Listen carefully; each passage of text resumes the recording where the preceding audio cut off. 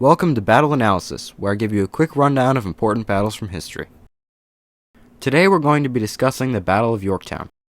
For those who don't know, the Battle of Yorktown is widely considered to be the final battle of the American Revolution, which started in 1776 with the Declaration of Independence and ended in 1783 with the Treaty of Paris. Something interesting that people don't often consider is that the Battle of Yorktown actually took place in 1781, 2 years prior to the war's official conclusion. We'll discuss this more later. With all that in mind, I've prepared 3 topics to focus on in this video. The first thing we should consider is, what was at stake? We should also consider, why did one side win? And finally, we should recognize the Battle of Yorktown's effect on the rest of the war. To start, let's consider what was at stake. By 1781, the American Revolution was at a tipping point. Both the American and British forces experienced reduced morale for different reasons. For the Americans, the war was never supported by the entire nation. In fact, one could argue that the majority of conflict sprouted from a small but very loud minority in New England. On top of that, fear of an oppressive ruler meant that the Continental Congress was unable to collect taxes to fund the American army.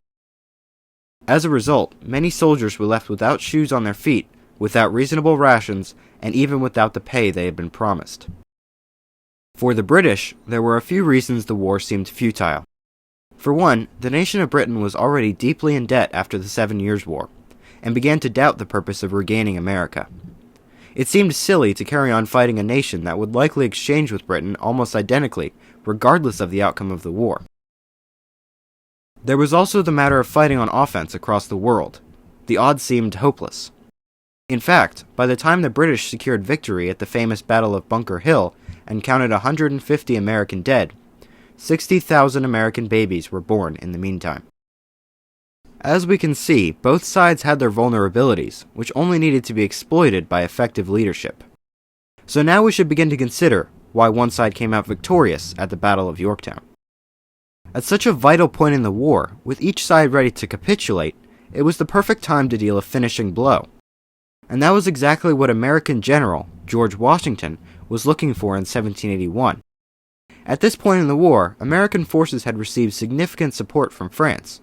France was not only hoping to annoy its old enemy Great Britain, but also hoped to gain control over what was to become sovereign America. Washington's original target, with his French and American army of about 19,000, was British-occupied New York City. However, Washington took further consideration and noticed that a French fleet under Comte de Glace had defeated a British fleet hoping to reinforce British-occupied Yorktown. With naval support, General Washington figured his chances of success were much more favorable in Yorktown as compared to New York City. Additionally, the geography of Yorktown was perhaps the perfect point of attack. With the York River running to the northeast, Yorktown was a coastal town of Virginia with a peacetime population of about 2,000. A prominent British general by the name of Cornwallis had stationed 9,000 troops there, as well as in a semicircle of redoubts, or small forts, surrounding the town. With British reinforcements cut off by de Glace's fleet, Washington sensed an auspicious opportunity. Maintaining orders to attack New York until the last minute, Washington made every possible effort to conceal his change of plans from the enemy. Drawing away from New York, Washington's American and French army began the 400-mile march south to Yorktown. By the time they arrived in mid-September, de Glace's fleet had already taken position north of Yorktown and had been pestering the city for some time. Washington ordered the construction of a ring of trenches 800 yards from the town and began to set up artillery for a massive bombardment. The French were positioned to the west, with American forces to the south and southeast. By October 9th, the American and French artillery opened fire on Yorktown. The American artillery consisted of 3 24-pounders, 3 18-pounders, 2 8-inch howitzers, and 6 mortars, which pounded away for 6 days, severely damaging British fortifications. De Glace's fleet to the north simultaneously bombarded the town. On October 11th, Washington ordered a more aggressive set of trenches only 400 yards from the town. However, this approach was blocked by British redoubts 9 and 10 to the southeast, which had to be taken by force.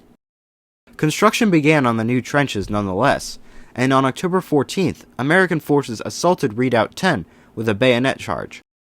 This charge was led by Alexander Hamilton, who sustained only 34 casualties out of his 400 men. In the meantime, French forces successfully assaulted Redoubt 9.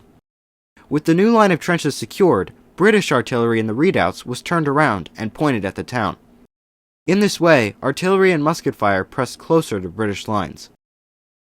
On October 15th, Cornwallis attempted a counterattack, which ended in immediate disaster. And on October 17th, a British officer brandished a white flag. He was taken behind American lines to negotiate surrender. The officer, named Charles O'Hara, was Cornwallis's second-in-command, as the general himself claimed to be feeling ill, a rather dubious claim. Negotiations commenced between American and French representative Major General Benjamin Lincoln and O'Hara.